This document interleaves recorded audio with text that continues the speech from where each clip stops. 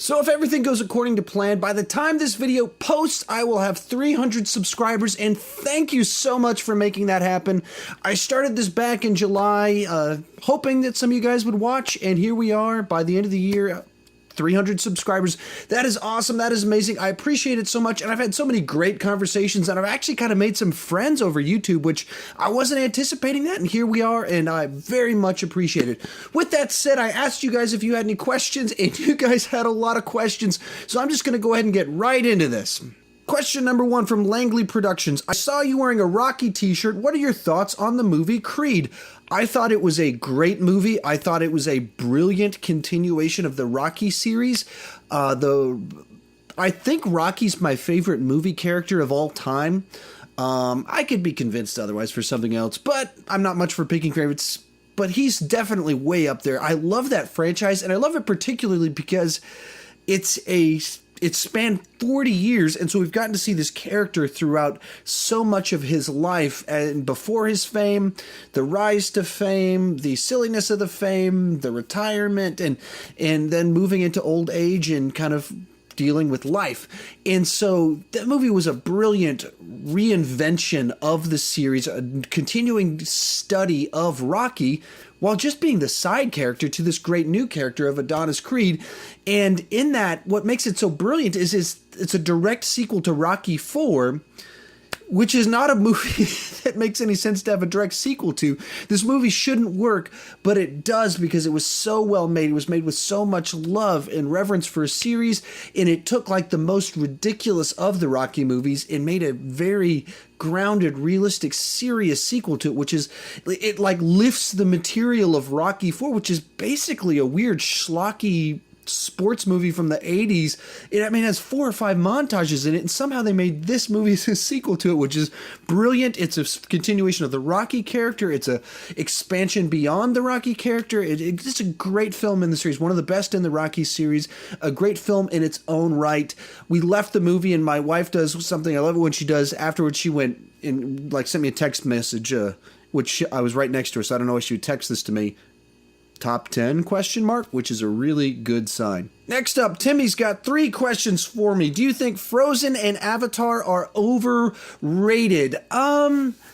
It's a tough question to answer because everyone has a different definition of overrated. I think that both of those movies are very good products.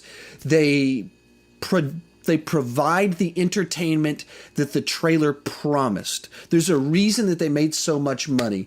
And so if you want a Disney movie with some great songs in it, some fun characters in it, and a traditional, princess story with a modern spin on it, Frozen delivers on that. Avatar, the reason it made so much money at the theater is because it provided a experience in the theater worth seeing in the theater. Most blockbusters today think that just if you throw a bunch of CGI on the screen, then it's a theatrical experience. No. Avatar is a movie that it really had this must-see vibe to it because the special effects really were groundbreaking, and so it became a conversation. Like, look what they did. This is the movie that's actually worthy of 3D. And so are they overrated? Well, I don't really think they're overrated because I don't know that many people actually view them as brilliant, best of all time material. They are great blockbusters. They are great products that many people will want to consume. McDonald's does not make the best burgers, but they make a burger at the right price that lots of people want to buy. That's kind of the idea of what these movies are. They have very broad appeal, very different appeal between the two of them, but very broad appeal. They provide something that lots of people will enjoy, and they do it with excellence. Are they the best? No. Are they the most original? No. Do they have some problems? Yeah. Is Avatar a very derivative story? Yeah. I would say besides Piranha 2, which I've never seen, I would say that Avatar is my least favorite of James Cameron's movies. Like I said, I haven't seen Piranha 2. I don't really count that as a James Cameron movie, but of his big movies, it's my least favorite. It's still a very well-made movie, a very enjoyable movie. I just, if I want to watch a James Cameron movie, I've never rewatched Avatar since it was in the theater. I think I saw it 2 or 3 times in the theater, and I've never wanted to watch it at home. If I want to watch that story, I'll watch The Last Samurai because it's the same basic story. I'm not excited about the sequels for it, but he's proven he's the master of sequels. As for Frozen, I mean, I think it's tonally all over the place. I think it's got some gigantic plot holes. Olaf seems like a very odd character in the mix. They're like, we've got a funny snowman character, let's put him in there. But if you stop and think about it, like they created a sentient snowman. There's just a lot of implications that they didn't think about when they made the movie. The whole basic premise of conceal, don't feel, all that is terrible parenting. But it's an enjoyable film. My daughter loves it. She wants to watch it. My son loves it, wants to watch it all the time. So I wouldn't call them overrated. They're just products. You have to understand what they are. There's not a lot of people that are claiming Frozen is the greatest cartoon of all time. It's just a very successful cartoon, and it should be. Avatar's nobody's saying it's the best movie of all time, or even the James Cameron's best movie. It's just the one that made a lot of money, and it made a lot of money for a number of different reasons. Timmy S., are you pumped for Justice League?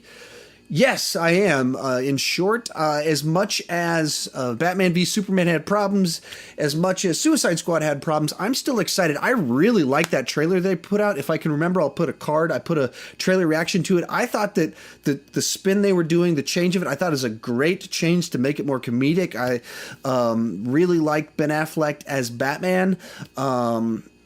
I mean, I just don't really have any reservations about it, even though I should. I know I should be very nervous. But I'm not a Zack Snyder hater. I really like Man of Steel for what it is. Batman v Superman does have a bunch of problems, and I have some problems with it for what it is. But I'm willing to give him the benefit of the doubt, because I think even when he makes a mess like Batman v Superman, there's a lot in there to still enjoy, and I'm rooting for him for some reason. I guess that's the only way to put it. So I'm excited for it. Timmy also asks, what do you think about Hollywood's ideas at the moment? Why does there have to be a Jumanji remake?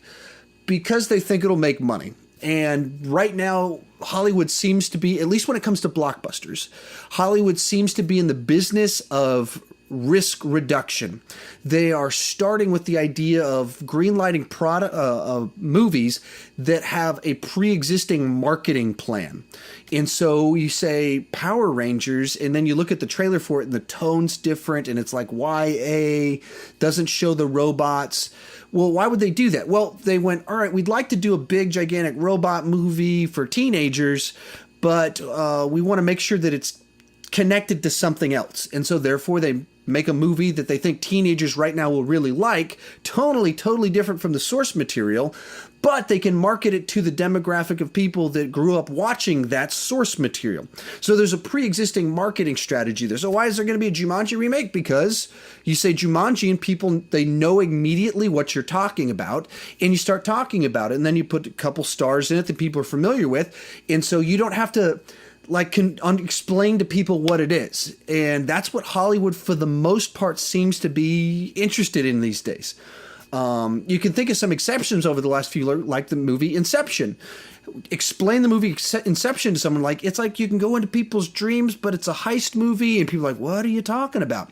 Luckily, it was very successful, but unfortunately, it didn't spark Hollywood to realize they can take more of those chances with people that don't have the last name Nolan. But they're very risk averse right now, and you don't even see a lot of movies in that 60 million budget range for action movies.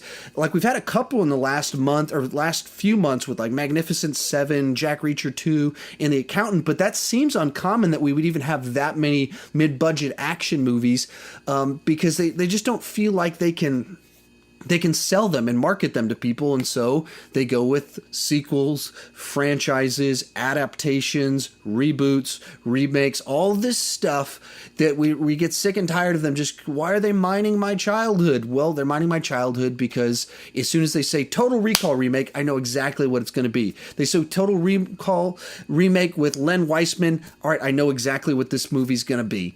And that's kind of what they're doing, and they're trying to make movies that they can decide how to market before they've even made the movie. Stuff You See in Cinema asks, what movie sequel are you most least wanting to get made? All right, so as I go into this one, I'll just kind of throw in, I'll view it more as franchises, and so I'll throw sequels, prequels, remakes, reboots, all that kind of into one big pool. Just for the sake of this, because as I was trying to think, what do I want made, I wasn't really sure. So most do I want to get made, just based off what I've seen recently, The Accountant. I thought, I saw that and I went, I'd like to see this character in more stuff. And so that's one that comes immediately to mind, but not Taken style. I don't want it to just be a rehash of the movie we just saw. I want to see this character in interesting new situations, a new twist on it. Hopefully it's going to be successful enough for that to happen. Another one that comes to mind, and take this the right way, but National Treasure. I know they're not great movies, but they're fun movies.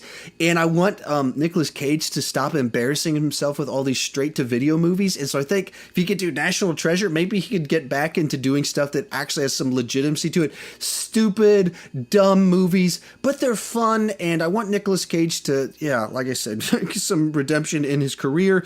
One, I actually looked at my cases to look for an example. Serenity, the Firefly movie, the adaptation by Joss Whedon. I would love to see them do a sequel to that, even potentially with a bigger budget so they could expand it. It'll never happen, but I think that would be great.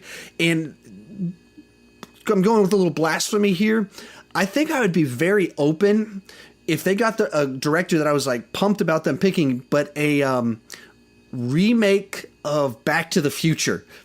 I know, blasphemy. I totally get why you'd hate this idea, but I think the basic premise of Back to the Future lends itself very well to being remade, because you would tell you tell a version of that story now, so a modern day teenager goes back to the 80s.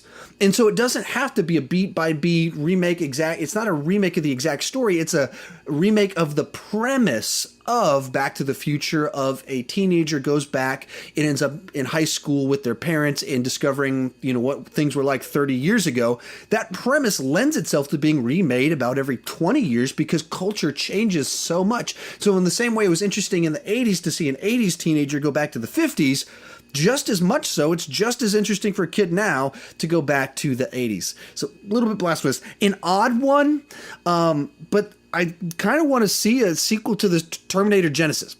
Not going to defend the movie. I totally get it that it's not good. However, they established such a weird alternate timeline and they left so many threads unanswered. The movie ended and I was like, but so who sent old Terminator or Arnold back? So what's going to happen with it? What about this? What about, like, they left me wanting to know what's going to happen. I was actually interested in it. Movie's not great. Movie's a mess. I get why people didn't like it, why there's probably not going to be a sequel. At the same time, I'm very curious as to what would happen. Least interested in, I just don't really care too much when they do sequels that aren't good. It doesn't detract usually, other than Alien 3. Bad sequels don't normally detract from the previous film. It's just when they mess with the continuity. So nothing really comes to mind. Even looking at my movies and stuff, nothing really bothers me. It's more some of the remake stuff. The Rambo one they've recently announced, I'm pretty nervous about that one because it just feels like they don't understand the source material. They didn't release a statement explaining what they're doing with the character. And so if you just reduce it down to he's a military guy that goes in to save people, well, that's not really a remake of First Blood. That's not really an understanding of John Rambo. If it's not Vietnam and you update it to modern times and it's a modern soldier with PTSD, we already got that movie. It's called American Sniper. So anyway, that's kind of my thoughts on it. They don't normally bother me like the Total Recall and RoboCop. I love the originals of those. The remakes did not live up to the originals. I just don't really care that they exist, that they're not good, because I still have the originals. Next one, you said, Stuff You See in Cinema asks, Al Pacino or Robert De Niro? I'm going to go with Robert De Niro. Obviously, if you look at either one of their classic material back when they were still doing good movies and not embarrassing themselves in bad comedies, I mean, they're both best of the best type actors, incredible resumes. And then somewhere around like 1998, both of them decided, yeah, I mean, I'm just going to do bad comedies and bad dramas moving forward. But I'm going to go with Robert De Niro simply because since they've both decided in the last 20 years to do terrible movies, the comedy that comes to mind when I think about Robert De Niro is Meet the Parents, which is a really funny comedy. And when I think about Al Pacino, he was in, I think, what was the one with two Adam Sandlers? I haven't seen it, but the fact that he was in it, there you go. That's my reason why Al Pacino, you just killed it for me right there. Aaron at the Movies asks, do you think there is currently an oversaturation of comic book movies? Also, what is the worst comic book movie you've ever seen? Okie dokie. Do I think there's an oversaturation? No, but I think we're at the peak. I actually just shot a video earlier today, about the six comic book movies that came out this year, and I ranked them. I don't think you can do much more than that without the market actually being oversaturated. And I think where the market's getting a bit oversaturated really is with television, where you've got so many TV shows, and those really are kind of choking each other out a little bit. And when you combine that with the movies, there's a lot of comic booky stuff. I don't think we're oversaturated yet just because there's a lot of comic book characters, and by now they're at a point where they're so diverse. So you look at the 6 that came out this year, you start off with Deadpool, which is so radically different than Batman v Superman, which is so very different than, Captain America Civil War. And they have similar plot lines, but tonally they're so different. Then X-Men Apocalypse is so different. Doctor Strange is so different. There's a lot of variety in there, and I think that's what's keeping it from being oversaturated. But what I think is happening is that they're starting to run out of steam. In that you can tell where a lot of those stories, we've got to up the last one. So X-Men Apocalypse really suffered because they're just upping the stakes to the level towards just like some guy named Apocalypse who's trying to lead the apocalypse. And then, we're seeing clouds of garbage over the city, which we've seen before. So many movies have sky beams and the end of the world and just armies of nameless bad guys getting beat up by our heroes. And we're just seeing a lot of the same stuff. And so I think the next phase of comic book movies need to go, I think the lesson to be learned from this year really is what we learned from Deadpool and maybe Doctor Strange, is that what we don't need the end of the world. We don't need a city being torn to pieces and big gigantic rays and massive explosions. We need small scale stakes that actually matter. And so then, in Deadpool, it was just very much this revenge story with a very simple finale. And then in Doctor Strange, it's in this alternate timeline, and there's kind of some bigness to it. But the finale is really just kind of this one block. And, it's not the end of the world type stuff. It feels small scale while being big in another sense, as opposed to the city's going to be blown to pieces. We are pulling everything apart. And I think that's where the oversaturation kind of comes in. What's the worst one I've ever seen? The Fantastic Four from, I believe, 1994. They made the movie, but then they weren't planning on releasing it. And they only made it to keep the rights to it. They actually made a documentary about it called Doomed. I don't really remember it, but I have seen it. It's really, really not good. Of the big budget ones that deserve to be better, Green Lantern was pretty forgettable. X-Men 3 is pretty embarrassing.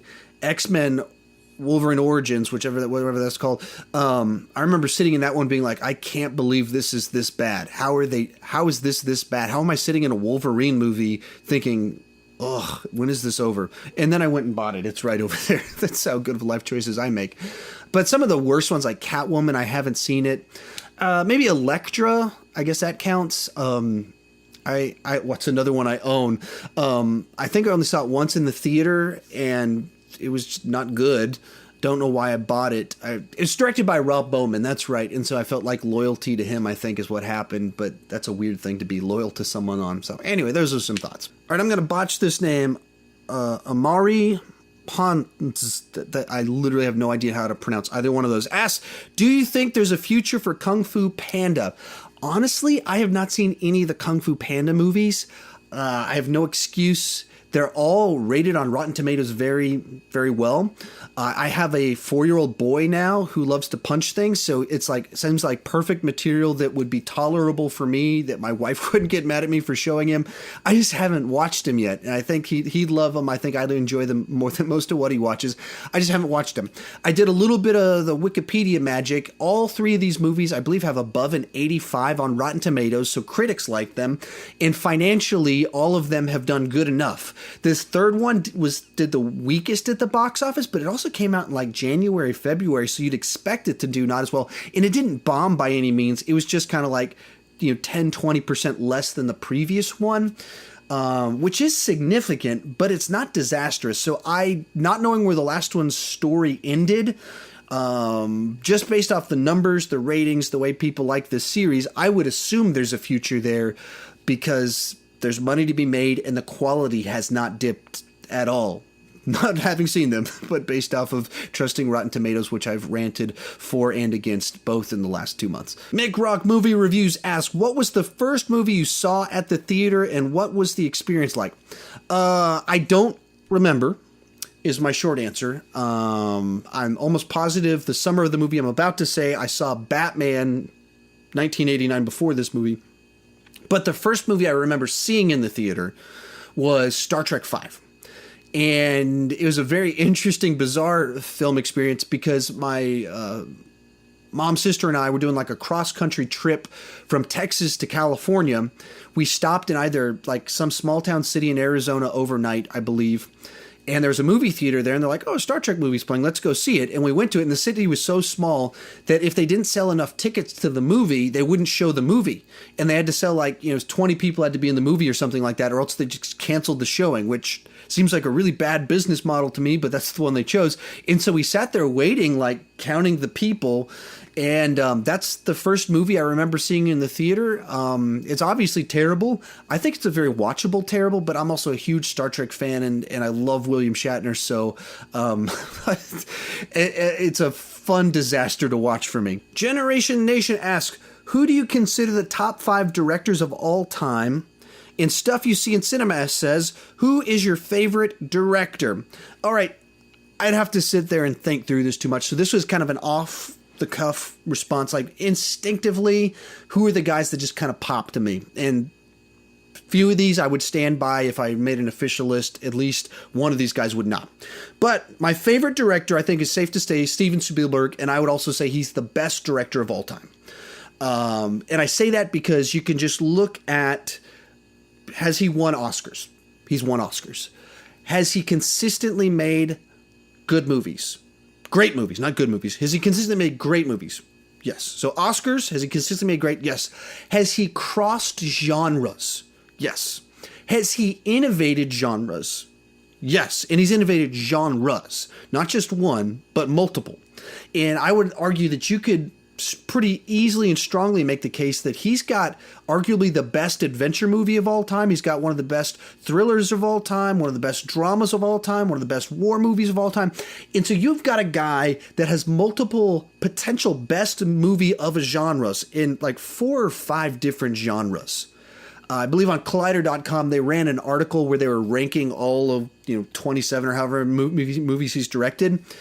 And you're reading the list and you get offended by it. You're like, how dare you not put this in the top 10? And then you look at the top 10 that they made and you're like, okay, I mean, I don't, you're right. He's made so many great and best of movies that some of his great and best of movies aren't in his top 10. You just have to stop and think about it. I would argue that potentially Raiders of the Lost Ark is the best adventure movie of all time. But people can make a very strong argument that Last Crusade is better than that movie, and I wouldn't argue with them.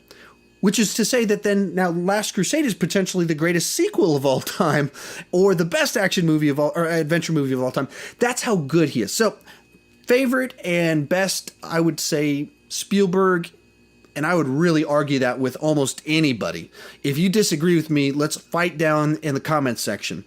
But some of the other ones that I think are in that best of category, and this is where it gets, I'm kind of just putting some names out there. James Cameron He's another guy that's crossed genres and done many things that I would put in best of categories. Now, if he was as prolific as Spielberg, I might have him competing with Spielberg, but he's not. I mean, he released Titanic in '97, and we're in 2016. He's put out one movie since Titanic in nearly 20 years. By the time Avatar 2 comes out, 20 years will have passed, and he will have only made one movie in that 20 years, which is such a waste. Next up, Martin Scorsese. I'm going to be honest. I'm only putting him on the list because I know I'm supposed to. I couldn't ignore him from the list, but when I think of like movie guys that have done like 40 years worth of great movies, there are no real lulls in there. I mean, consistently great movies. Scorsese's one of those guys. Robert Zemeckis, another guy that I go, man, this guy's done a lot of great in a lot of different genres. Last 15 years, he had not so much, but you look at the 80s and the 90s, and this is the guy that was up there with Spielberg of just making movies that were incredibly entertaining, of incredible quality. But he's, when we're talking about picking favorites, I'm just kind of some of the guys that have made some of my favorite movies. And then one that definitely is not one of the top 5 best directors of all time, but I'm going to want to put him in this list because it's my video, Jon Favreau. If you look at the movies he's made, the diversity and the quality and the importance of stuff that he's done. So his first movie was a movie called Made, which is like a very small scale indie kind of mobstery type movie. Very fun, small scale type of story. I really enjoyed that movie. I saw it in the theater back when I was an indie snob and actually did things like that. And then he follows that up with Elf, which I would argue is maybe the best Christmas movie of all time. Almost certainly the funniest Christmas movie of all time. One of the most rewatchable Christmas movies of all time. Probably Will Ferrell's best movie. That's a lot of bests of. Iron Man. He launched the MCU, established the tone, that which you cannot underestimate how big, important, and all kinds of superlatives you can throw on Iron Man. And it's just a really fun movie. Chef. I mean, look at all these genres. I mean, we're jumping all over the place. He made a movie called Chef after he'd kind of had a couple, movies that had been underwhelming and where it had done a lot of like franchisey big studio stuff. And so he's like, I just want to do a passion project. I love food. So let's just do a story about a guy that got lost his way getting into the big corporate thing and goes back to his roots. So it's almost like this personal story of what he was going through at the time. And it's a great movie. And then this year, Jungle Book. I haven't even seen Jungle Book yet, but I don't need to see it to know it's an astounding piece of cinema. And that's why I put him on this list that maybe he doesn't belong on, but hey, it's my list so I can do whatever I want. So anyway, there you go. I just answered an enormous number of questions you guys asked. Hopefully you guys found some of my answers interesting. Thank you so much for watching. As always, thank you so much for subscribing to my channel that we got to 300 subscribers already. And in just a few months, I've been adding about 100 subscribers per month, which averages like 3 added per day, which is crazy to me. I appreciate it so much. This has been a lot of fun, and the reason I'm able to keep doing this is because you guys keep watching, commenting, and justifying the amount of time I put into it. And it's been a very rewarding, and I'm not looking to stop anytime soon. Thank you so much for watching. If for some reason you're watching this video but you've never subscribed before, please consider clicking that subscribe button. I would greatly appreciate it. Thank you for watching.